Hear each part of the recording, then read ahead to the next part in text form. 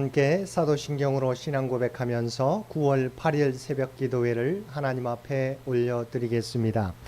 전능하사 천지를 만드신 하나님 아버지를 내가 믿사오며 그 외아들 우리 주 예수 그리스도를 믿사오니 이는 성령으로 잉태하사 동정녀 마리아에게 나시고 본디오 빌라도에게 고난을 받으사 십자가에 못 박혀 죽으시고 장사한 지 사흘 만에 죽은 자 가운데서 다시 살아나시며 하늘에 오르사 전능하신 하나님 우편에 앉아 계시다가 저리로서 산자와 죽은 자를 심판하러 오시리라.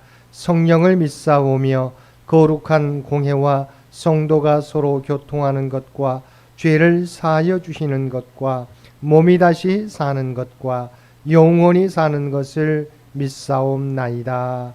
아멘. 우리 다 함께 찬송 452장 함께 찬송 부르시겠습니다.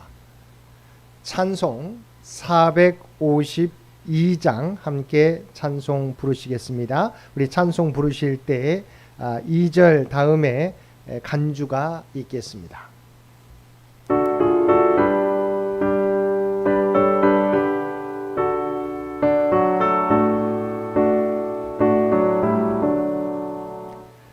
모든 소원 기도의 제목 예수님 닮기 원함이라.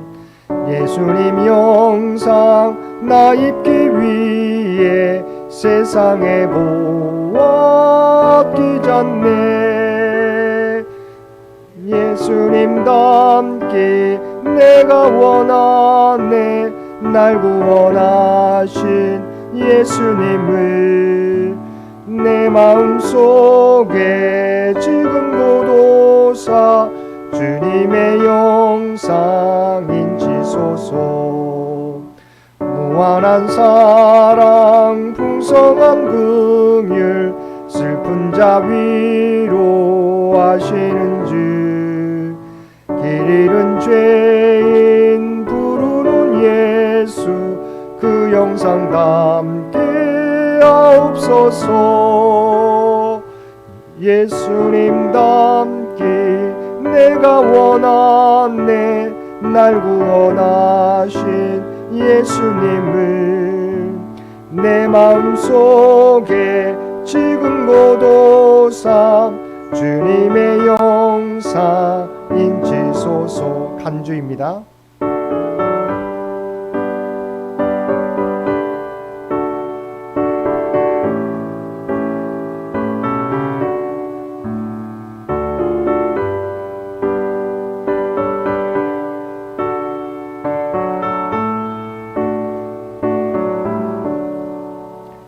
겸손한 예수 거룩한 주님 원수의 멸시 참으시사 우리를 위해 고난을 받은 구주를 담게 하옵소서. 예수님 닮기 내가 원하네. 날 구원하신 예수님을 내 마음속에 지금 고도사 주님의 영상 인치소서. 오늘 우리에게 주신 하나님의 말씀 히브리서 5장 1절에서 14절까지 말씀입니다. 히브리서 5장 1절에서 14절까지 말씀입니다. 우리 주신 말씀 1절에서 14절까지 우리 한 절씩 교독합니다. 대제사장마다 사람 가운데서 택한 자이므로 하나님께 속한 일에 사람을 위하여 예물과 속지 않은 제사를 드리게 하나니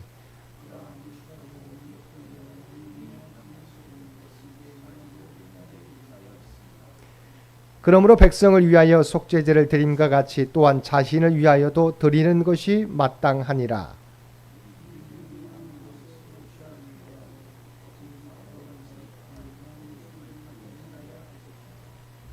또한 이와 같이 그리스도께서 대제사장 되심도 스스로 영광을 취하심이 아니요 오직 말씀하신 이가 그에게 이르시되 너는 내 아들이니 내가 오늘 너를 낳았다 하셨고,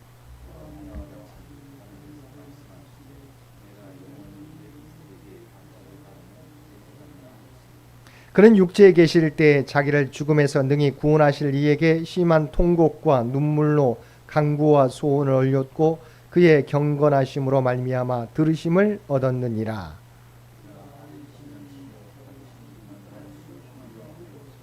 온전하게 되셨은즉 자기에게 순종하는 모든 자에게 영원한 구원의 근원이 되시고,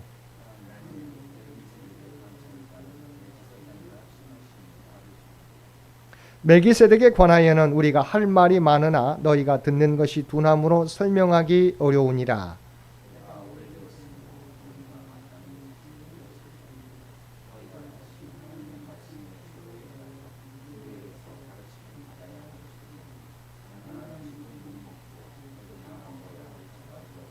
이는 젖을 먹는 자마다 어린아이니 의의 말씀을 경험하지 못한 자요 단단한 음식은 장성한 자의 것이니 그들은 지각을 사용함으로 연단을 받아 선악을 분별하는 자들이니라. 아멘.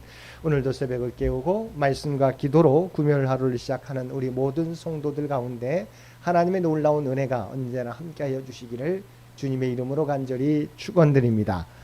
오늘 본문은 아론 후손의 대제사장직과 그리스도의 대제사장직의 비교를 통해서 그리스도의 대제사장직의 우월성을 강조하는 내용입니다. 1절을 보면 히브리서 기자는 그리스도의 대제사장 되심을 말씀하기 위해서 먼저 구약의 대제사장직에 대해 설명하는데, 첫 번째 대제사장마다 사람 가운데서 택한 자라고 말씀하고 있습니다. 이는 곧 대제사장은 어떤 천상의 존재나 그 밖에 인간 외의 부류에 속하는 외계적 존재가 아니라 오직 사람 가운데서 선택되었다는 것입니다. 그리고 여기에 대하여 대제사장마다라고 하였으니 이러한 점에서는 어떠한 예외도 없음을 알 수 있습니다. 그런데 이처럼 제사장이나 대제사장이 오직 사람 가운데서 취해지는 이유는 그들이 사람을 대표하여 하나님께 제사를 드리는 존재들이었기 때문입니다. 두 번째, 아론의 후손 대제사장들 또한 무식하고 미혹한 자와 같이 연약에 휩싸여 있다는 것입니다. 비록 하나님의 부르심을 통하여 대제사장직의 직분을 감당하지만 그들 또한 인간인지라 우리와 같은 인간의 연약함을 지니고 있다는 것입니다. 그래서 3절 말씀에 백성을 위하여 속죄제를 드릴 때 자신을 위하여 먼저 속죄제를 드려야 하는 존재였다는 것입니다. 성경 기록에는 없지만 이스라엘의 구전 율법을 성문화한 미시나에는 대제사장들이 백성들을 위한 제사를 드리기에 앞서 먼저 자신들을 위한 제사를 드릴 때 다음과 같은 기도를 드렸다고 기록되어 있습니다. 오 하나님이시여, 저는 불의를 저질렀고 당신과 나의 가족 아론의 자손들과 당신의 거룩한 백성들 앞에서 법을 어기고 죄를 지었나이다. 그러므로 기도하옵나니 제가 당신과 뭇 사람들 앞에서 범한 모든 죄들을 용서하고 사하여 주옵소서. 그리고 이러한 기도와 함께 그들은 희생 제물의 피를 가지고 지성소로 들어가 그 피를 뿌리며 속죄 제사를 드린 것입니다. 이처럼 그들 또한 우리와 같이 연약함을 가지고 있었기에 백성들을 위해 속죄제를 드리기 전에 자신을 위해 속죄제를 드려야 했던 것입니다. 4절을 보면 이 종기는 아무도 스스로 취하지 못하고라고 하였습니다. 즉 대제사장의 직분과 영광은 인간 스스로가 마음대로 취하는 것이 아니라 오직 하나님의 부르심과 선택이 있어야 한다는 것입니다. 그리하여 히브리서 기자는 이 점을 분명히 못 받기 위해 구약의 아론을 대표적인 인물로 대표적인 보기로 들고 있는데, 신구약 성경을 자세히 살펴보면 이러한 원칙에는 단 하나의 예외도 없음을 좀 더 확실하게 알 수 있습니다. 이어지는 5절과 6절에서는 아론의 후손 대제사장과 구별되는 그리스도의 대제사장직에 설명하고 있습니다. 특히 본문에서는 그리스도께서도 대제사장의 직분을 스스로 취한 것이 아님을 밝히고 있습니다. 그리스도 또한 아론과 마찬가지로 하나님의 임명을 받으신 대제사장이시라는 것입니다. 특별히 스스로 영광을 취하심이 아니오라고 말씀하고 있는데 이 부분이 아론의 후손 대제사장과 구별되는 점입니다. 5절에 나오는 스스로 영광에서 이 영광은 무엇보다도 하나님의 영광과 권능을 표현하는 단어입니다. 그런 하나님의 영광을 예수 그리스도가 가지고 있었는데 그것은 곧 아버지 하나님께로부터 받은 영광이라는 것입니다. 또한 예수 그리스도가 지신 십자가 사역 역시 그를 영화롭게 하는 하나님의 사역이었으며 그가 구약 대제사장들과 달리 신성을 지니신 하나님이라는 사실을 보여주는 것입니다. 그리고 하나님께서 친히 예수님을 향하여 6절 말씀에 나와 있는 것처럼 너는 내 아들이니 내가 오늘 너를 낳았다고 말씀하셨는데 하나님께서는 이 증거를 통해 예수가 자신이 보내신 메시아이며 자신에 의해 임명된 모든 인간의 대제사장이심을 알게 해 주신 것입니다. 세 번째로는 내가 영원히 멜기세덱의 반차를 따르는 제사장이라고 하셨으니 멜기세덱은 성경에 단 1회 나오는 인물로 제사장이면서 동시에 왕이었습니다. 그리고 그는 족보도 없고 시작한 날도 없고 생명의 끝도 없는 신비스러운 인물이었습니다. 이런 멜기세덱은 하나님에 의해 세움받은 하나님의 제사장이었는데 예수 그리스도가 이런 멜기세덱의 반차를 따르는 우리의 영원한 대제사장이시라는 것입니다. 7절 이하에서는 예수님이 대제사장으로서 하신 일들이 나옵니다. 7절을 보면 그는 육체에 계실 때 자기를 죽음에서 능히 구원하실 이에게 심한 통곡과 눈물로 간구와 소원을 올렸고라고 하였습니다. 예수 육체에 계실 때라 함은 그리스도께서 성육신 하셔서 이 땅에 계실 때를 가리킵니다. 즉 주님께서 성육신하여 인간으로 계실 때 십자가의 죽음을 앞에 두고 이를 피하기 위하여 하나님께 눈물로 기도하시던 일을 가리키는 것입니다.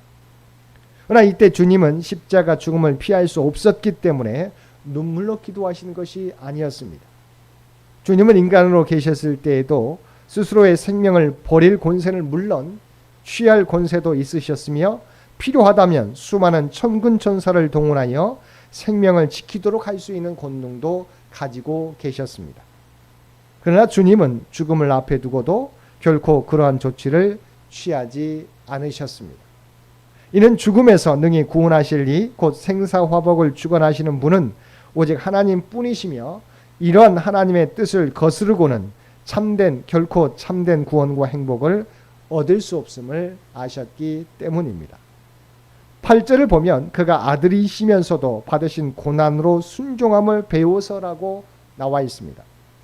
즉 주님이 이 땅에 계실 때에는 하나님의 아들로서의 그 어떠한 프리미엄이나 기득권도 없으셨다는 것입니다.